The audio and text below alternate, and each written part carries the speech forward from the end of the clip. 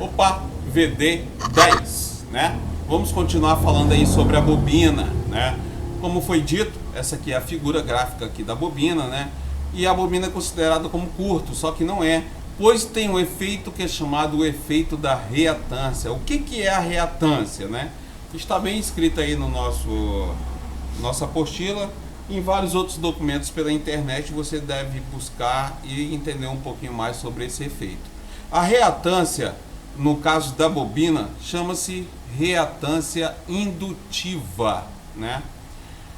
E como é que ela trabalha? Eu falei para os senhores que a reatância capacitiva, ela trabalha da seguinte forma: ela não permite com que a tensão contínua passe.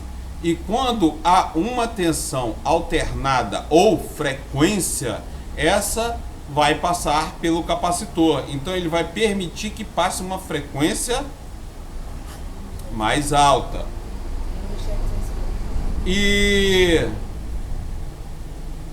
no caso do indutor, né, a bobina, ele permite já passar de cara a tensão contínua, a tensão que irá apresentar de um lado, do outro lado ela vai apresentar. Então ela trabalha ao contrário do capacitor. Você vê que a tensão contínua não passa no capacitor, mas quando é frequência vai passar. Então, olha daí, o que vai acontecer no caso da bobina? No caso da bobina, a frequência, se ela for quanto mais alta, mais a bobina ela impede. Por quê? A reatância que a bobina provoca, ela provoca um retardo nessa frequência. Então ela vai fazer com que volte. Se a frequência for muito alta, é capaz até de impedir com que essa frequência passe. Ou vai passar uma determinada frequência conforme o valor de indutância do componente, tá? Então, quando vocês estiverem em malhas e se for malha de frequência, então você tem que saber que está havendo algum tipo de reatância naquela malha. E um dos efeitos é esse, né? Se houver picos de tensões, mesmo sendo contínuo, durante aquele milésimos de segundo haverá essa reatância aí, impedindo com que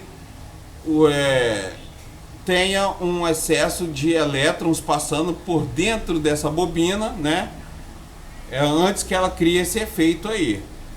Agora, senhores, pensando dessa forma, sabemos que tem alguns filtros que ele tem por dentro dele componentes como se fosse indutores, né? Você até vê pelo próprio desenho dos filtros. E já aconteceu muitas vezes alguns vídeos na internet, né? Jumper lá de sinal do Moto G2 ou jumper do K4 da tela, que são malhas de sinais, né? E estão ali realmente protegendo para que não haja alguns picos, né, de frequência ou uns picos de tensão ali, exatamente ali para poder abrir ou criar evitar com que haja esses picos ali até o seu destino ali da frequência, né? Então, vamos dizer, da tensão, né? Pensando dessa forma, a gente deve analisar o seguinte, que não devemos criar jumper no lugar da bobina. Ele não é simplesmente uma ponte, um curto. Porque se você criar um jumper, você não vai ter a função da reatância. Aí sim você vai ter um curto ou uma ponte, né? O mais comum falado aí.